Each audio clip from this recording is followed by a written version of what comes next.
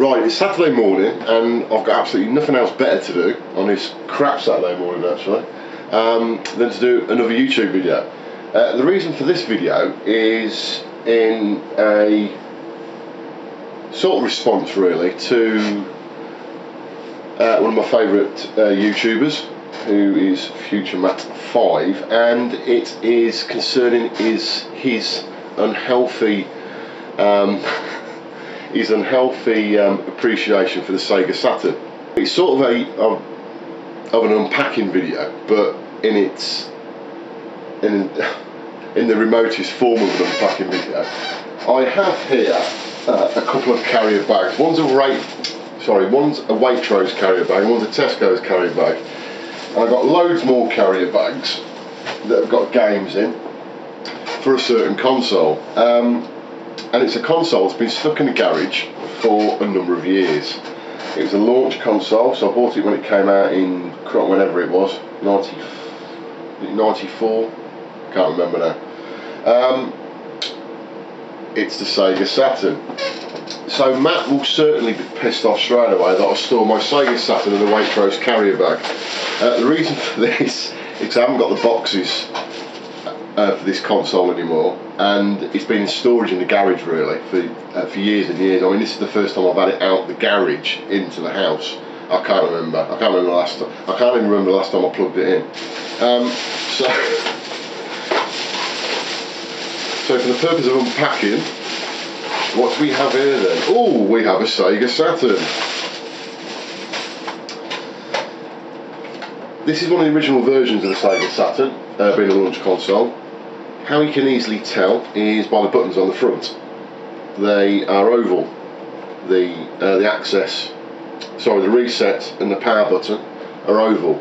On the later versions, I think they went circular, I think it was. Now, I do hope that when I plug this in, it will actually work. I mean, it should do. It was working before. There's no reason why it shouldn't work now. Quite dusty. The reason why I haven't played this, and really the reason why I've only just recently got back into my retro consoles, is because predominantly the type of games that I'm really interested in, which are predominantly shoot 'em ups but also beat 'em ups as well, on these retro consoles are all about the arcade versions, and I've got most of the arcade versions that I want, so I play those versions over a console version, because 9.9 times out of 10 they're actually better, and especially as I've got the arcade cabinets as well, it just makes more sense for me to do that. But recently I have been getting back into my retro stuff as regards to the consoles, and because I've been investing fairly heavily in knowledge and buying different connection leads and converter boxes. I've done some videos on that already. It sort of revitalised my interest in retro gaming. So there's the Sega Saturn in pretty good nick, to be fair. No real marks on it. What else we got in my box? Well, I've got something down here that I pulled out of my drawer the other day actually, and it's a Saturn memory card, and this is an 8 meg one. I believe these are fairly rare. Until I try this, I'm not actually sure what it's going to do, but I think this was used for the games that I've got that require an extra memory card to load in the graphics and so forth, because the actual memory on the Sega Saturn was fairly limited. So some games, and there's not many of them, but there's some games that are available that require an expansion card. What else is interesting in here?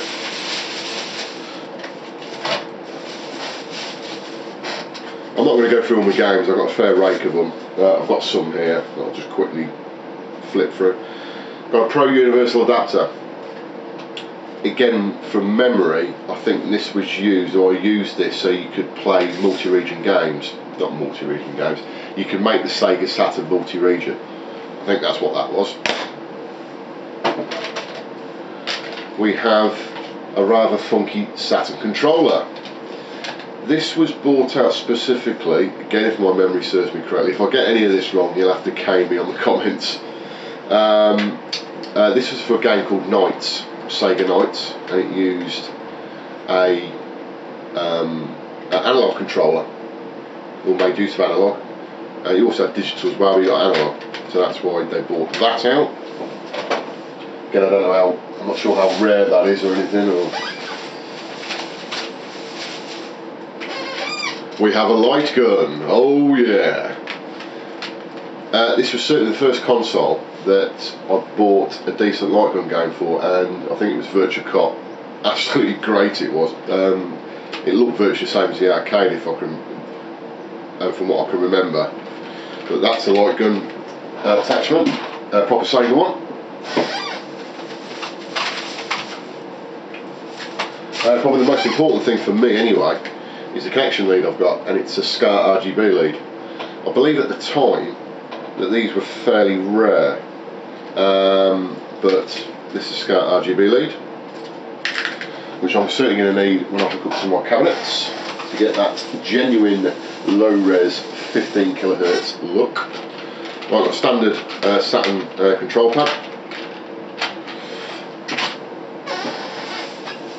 I've got a few games here, not many.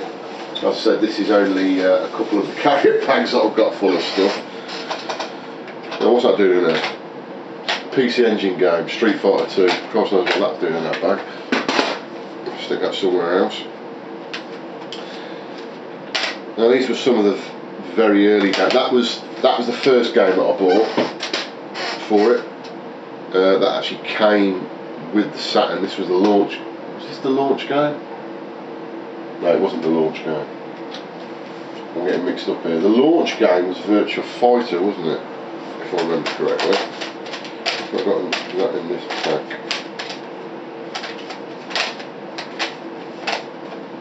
There's Virtua Cop. There we go.